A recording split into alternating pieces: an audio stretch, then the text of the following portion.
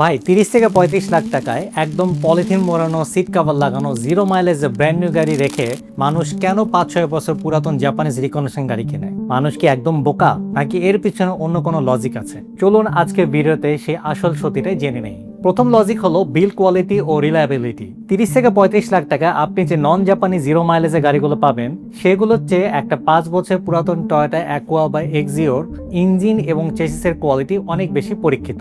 জাপানি গাড়িগুলো বানানোই হয় 10 থেকে 15 বছর রাফ ইউজ করার জন্য। আর দ্বিতীয় কারণটা হলো পার্টস এবং মেইনটেনেন্স। একটা আনকমন নতুন মডেলের গাড়ি নিয়ে ঢাকায় বাইরে কোথাও বিপদে পড়লে দেখবেন মেকানিকও নেই, পার্টসও নেই।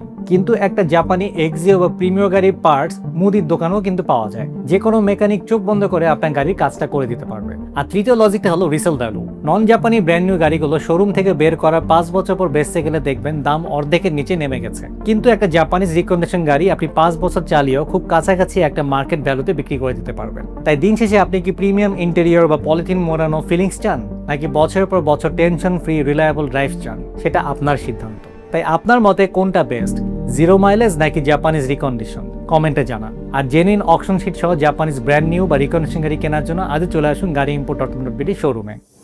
গাড়ি import.com.bd, সেরা দামে সেরা গাড়ি।